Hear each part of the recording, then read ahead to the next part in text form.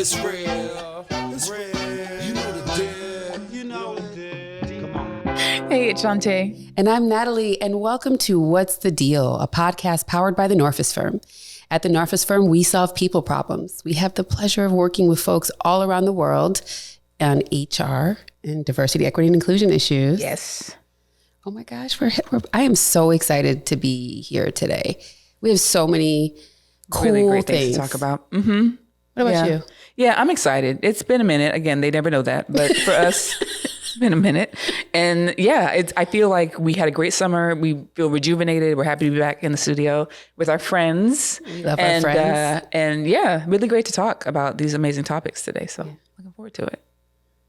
So, hey, you know, speaking of summer, exactly. been doing a lot of things. And, you know, I really want to shout you out because you've been doing a lot of press lately around this madness that's happening in Florida. So, I mean, most of you know that our governor is on a rampage around what folks are calling, I guess, anti-wokeness. And anti-DEI. And anti-DEI. Mm-hmm. And people are conflating a lot of issues. And so Natalie's had the pleasure, would it be pleasure? I don't know. She's had the amazing opportunity to really talk about these issues and kind of get people right in terms of what they are and clear up some confusion around them. So we thought we'd take the opportunity here to do the same on our platform as opposed to everybody else's platform. And so this conversation is really going to be around this kind of this concept of wokeness and anti-wokeness and what it even means. Because again, folks don't really know what it means. So, you know, I'm going to turn it over to you and ask you literally, like, what's the deal with all this anti-wokeness business? You know, it's fascinating because the first thing that really has thrown me off is who asked for this? No one. No one asked for this at all. Where did this even come from? You know, seriously. I mean, it's easy when it's not a topic you know to be like, wow, people are really upset about something and I just didn't know, but this is what we do. And I mean, this is where we live. Mm-hmm. And I have not seen or heard about any protests around DEI programming or DEI topics being talked about in schools. And so and we've tried to do a lot of research about this. We really have not, we're still confounded, dumbfounded. All the foundeds. All the EDs of like, how did we end up here? But I think when you sort of take the step back from that sort of general premise of like, who asked for this, sort of the position that's being taken right now is that DEI programming is discriminatory, right? And that the work that we are promoting is work that favors certain groups. And even if you were going to take that argument, which again, we'll explain a little bit later why that's not true, but you're also talking about groups that have historically been discriminated against. Right. And so when you're thinking about trying to right those wrongs and these groups that are already in power and the majority saying, oh, that's discrimination, it's like mind boggling, right? Because it's like, A, that's not what we're trying to do. B, are you saying when you don't want Black history taught in schools or you want people to say that Black people were benefited by being enslaved? What are you saying exactly? Like, what do you want us to take? It's this revisionist history that is really, really tripping me out. Like, where are these facts coming from? Like, where's this information coming from for you to be putting this together and then wanting to teach our kids this insanity? So I love that you asked that because, you know, as we say over and over, we're so big into data. So that means that even when we have opinions, we try very hard to be neutral on certain things so that we can gather the facts. We're very fact driven. When we have conversations and we're starting to feel like, and you ask me questions and I'm like, well, you know, I don't know. And I'm like, we don't have enough facts, right? Mm-hmm. So we go and we look. And so in preparing for some of the interviews that I've taken part in, I kept trying to find the data, the statistics, the facts that would support a position of anti-DEI. And not to anyone's surprise, we haven't found any. And we even talked to people from different party lines and the like. I mean, we really went out there to try to say like, okay, put aside how we feel about it. What are the facts? Right. So, you know, I just say that to say that, and we'll talk about this in the next episode, the data does not support anti-DEI. There is infinite data that supports DEI, right? So again, we talk a lot about narratives. We have to shift this narrative away from what feels like smoke and mirrors. can we just take a moment to understand how it even got put in the same space in general? Like, how did DEI get conflated with, I guess, all this CRT conversations and all everything that feels like it's against Black people right now? How did that even happen? Do you think I have an answer to that? I mean, I don't. Right. But what I will tell you, and the thing I keep saying, is that it blows my mind outside of what we just talked about, because it's super anti-business. Yeah, completely. Okay. Why? Completely. Why is it anti-business? Because business, you want to be competitive, right? You want to maximize your profits. And we live in we say this all the time, capitalistic society. And you have to be like, in order to really maximize those profits, you have to have the best talent that you could possibly have. That's not just found in one group of people. Correct, because talent does not discriminate. Talent does not discriminate by again. race, I need you to say it again. gender, ethnicity. Talent does not discriminate. We all are capable of being talented. So first we start with that piece is you need difference in perspectives and backgrounds for innovation to get the best answers. The other reason why I think it's anti-business is most big companies, including the one in Orlando that is like one of the biggest employers in Florida, have DEI programs. Yeah. We want to attract businesses to the state. Right. If we're saying we don't do DEI, you're sending away people. Even with Disney, they were planning to bring a $1 billion project to Florida that would have created more jobs, more revenue, that they said, oh, you want to keep coming for us and our policies around LGBTQ or DEI? Fine, we're not doing it. Wow. Smart. Right? Like, real what is the point? So, all right, as y'all can see, we're hyped. So it wouldn't be us if we didn't talk a little bit about shared language.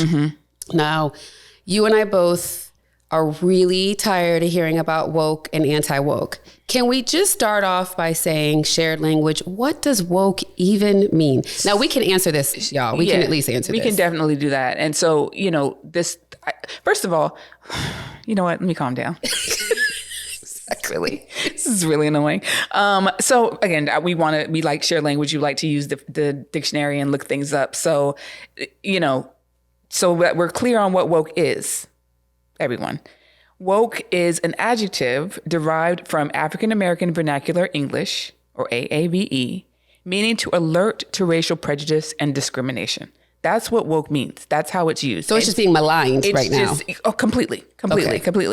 And present, like the phrase itself has been around since the 30s, and in the 1930s, y'all. So 100-year-old term. 1930s, and it's like, what's happening? Why are we doing this with this term? And so it really is. It was a signal to Black folks, especially, just be aware of social and political issues that are affecting us. It was a term that's like, hey, stay woke kind of thing. Like, this is what's going on. You need to be aware of what's happening. Right. And so to me, what really annoys me is that when you say that you're anti-woke, so you're saying that you don't want Black people to be aware of the social and political issues that are affecting them, which then it makes sense if you're thinking about it that way, of why he's trying to take all this stuff out of the schools. You don't want people to know. You want to keep them ignorant. And that really burns me up. What are your thoughts on that? Well, because it's that whole thing of 10 steps forward, 100 steps back, right? Where it's like we work to use our voice on a daily basis. There's so many people out there who are trying to educate. And now, because, we live in a world with like endless information sources, now you just have the loud and wrong folks swirling because that's what people want to hear about. But then you wonder, like, how many people are hearing that and then take the time to go and do this research? So if we think about it, then, what are we really talking about when we talk about DEI? Like, it's not a curse word. It's being treated like one, but it's not a curse word. It's being villainized. It's crazy. Again, guys, just before we talk about what DEI is, we will give you these facts in the next episode. There is so much data out there that people generally in this country want DEI programming, right? So I think that's the thing that I'm struggling with too, is that we got to change this narrative in the media, because it's like, stop talking about anti-woke. Let's bring it back to like, DEI is good and here's why. Right. Right. At the Norfus Firm, we solve people problems. That means that all of our services are designed to support organizations where employees feel valued and productive. Learn more about our DEI consulting work, outsourced HR services, and executive search process at thenorfusfirm.com. So anyway, DEI is a benefit, and I think people have to stop looking at it as something to solve for, or something that is disadvantaging people or putting people at odds, or just it's separating people. That's not what the purpose of it is. So what is the purpose? It's again, it's a benefit. It's in order to position an organization, position people to succeed. It really is, because if you think about it, if you have diversity, equity, and inclusion, again, we just said it, businesses are more profitable. These are facts. Like, there is data to support this.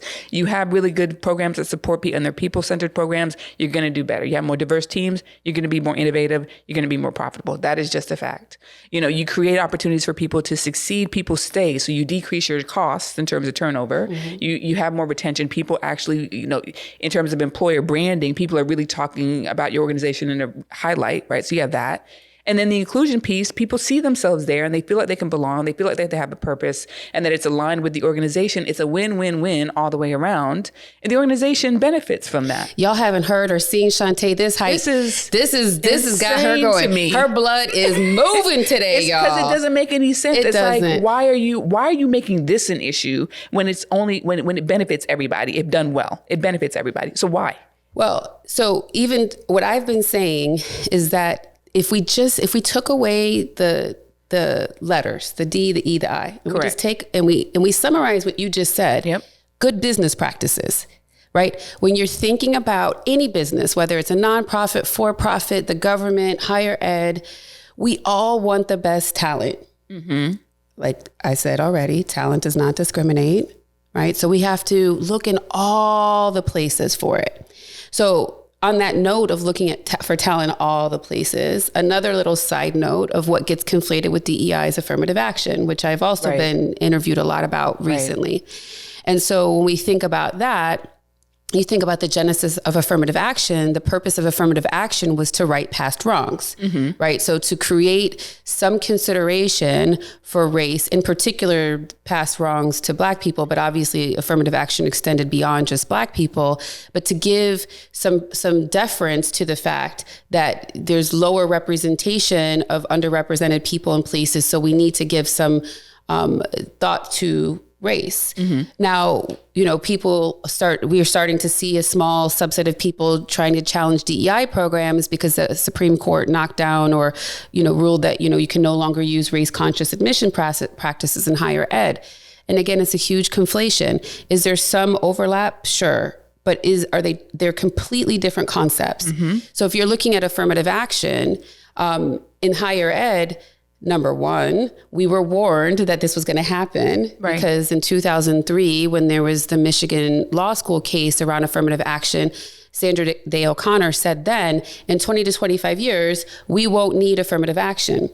We didn't take any action to make sure we had laws in place to protect affirmative action until we reached some designated goal of some representation goal had been met. Right. So there was that piece. But I think the thing that people miss is that less than 25% of colleges were actually using race-conscious admissions. 9 states had already banned it, including California, which is the largest state in the country. So there wasn't like this widespread use of it in the first place.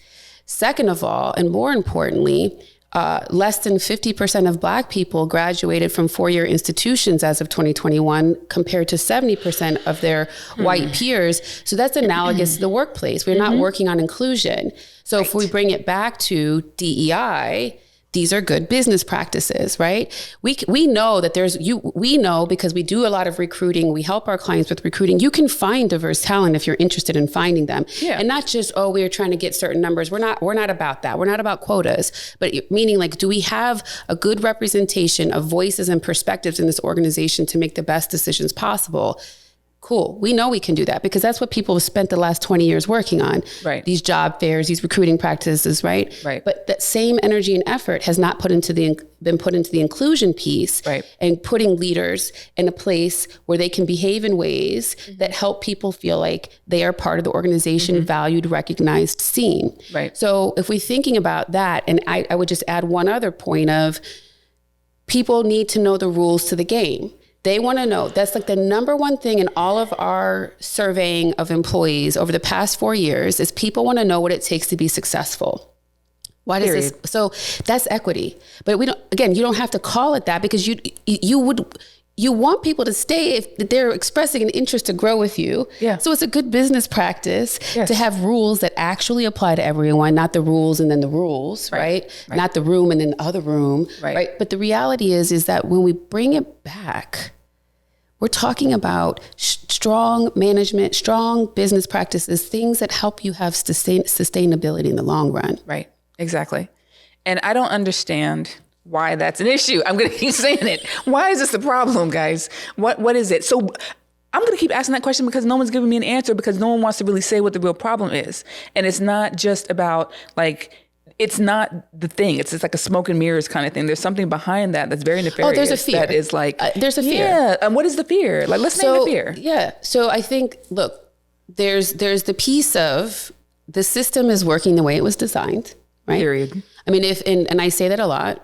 I mean, if we just look at the history of this country, the founding fathers, the fact that as of 1968, there were no people of color who contributed to the legislation in this country, right? I think 1968 or so is when the first Black congressperson was elected. The laws were created for the majority, right? So there is that part, right? We can't deny that. But if we put sort of like, well, why would you ever want laws that only benefit one group? There's a fear, right? And the fear is that somehow your identity as a person of power and person of privilege is somehow being threatened by sharing power with others, right? We see this often. And again, I've said this before, but I'll say it again, power is infinite. Yes, it is. But for a lot of people, they treat it like a pie. And that if I give you a slice of my pie of power, then I'm less powerful. We've had this conversation even on the podcast. So I am not a psychologist, so I don't know how you undo that fear and for those folks that have that fear and help to sort of say like, if we all do well, we all do well, right? If there's an opportunity for that. And so, that sort of, I think even in our own work, some of the frustration of like not being able to cut through some of those systems that are built for sort of the inequity. But okay, because we're hype and we definitely can't be here all day. So if we're thinking about where do we go from here? Yeah. So look, from my perspective, first thing is there's a lot more of us that are for DEI than not, and we need to reclaim the narrative. We need to reclaim the narrative. And leaders and organizations need to use their voice. Now, what are some of the ways that they can do that? The easiest way is to just use your network. So post things on LinkedIn, talk to people, like you said, use your voice and stand for something. Stand for something. Right? Like if you really believe in this and you've seen the benefit of it in your organizations, in your life, whatever it is, say that. Like really own it. Say it with your chest, as they say, right? Like really own it and really talk about it in a way that it's not just folks who look like us or other folks that are kind of in the margins or underrepresented. We're the ones always out here, protesting and marching and speaking up for these things. We need some help from some other folks too. Right. Yeah. Right. And I can say that, I talk a lot about the fact that we don't really run into leaders of organizations who are resistant to DEI. So it's like, okay, the next step is, like you said, post to articles, challenge people's assumptions, jump in. But I think that until there's also just a community of business leaders that are openly talking about their successes with DEI, how do we know it works? Mm-hmm. Why do we know it's important? Right. It'll be a little bit stalled because right now the media is interested in the flash of the negative, like the negative view, the anti piece of it. And I think it needs to be those people who look like the people that are against it. Right. So you need. So to be clear, we need more white allies who are saying DEI is great. We need it, mm-hmm. and there's a definite benefit to it. We need you all out here really saying that and championing that because it's the visual out here, the optics isn't great. And so we need to switch what that looks like. And so, we need people to share their voices in a way that, we're going to push you a little bit. We're going to ask you to really lean into it. Or a lot of it. Yeah. All right. So recap, if we're talking about here, DEI and woke, mm-hmm. not the same thing. The word woke has been very maligned mm-hmm. and is being used completely it's been appropriated, which is wild. And we look at DEI and why we're constantly pushing it, good business practices, right? Theory. A lot of us also understand the moral good for it, but if we're just looking at a common good we can align around, good business practices, and we have to reclaim the narrative. We have to reclaim the narrative. And white men leaders, we need your help too in doing that and speaking out. And the rest of us who've been talking, keep using the voice. And on that note, we've had a lot of fun. If you like us, click subscribe, mm-hmm. Share with your friends. We love coming to talk to you all. Please email us with topics you're interested in, like any of that. What email address should they use? info@thenorfusfirm.com. Thank you. You're welcome. Dropping that knowledge. Fake marketer. Bye. Diversity, equity, inclusion, and leadership. That's the deal when you know what you're dealing with.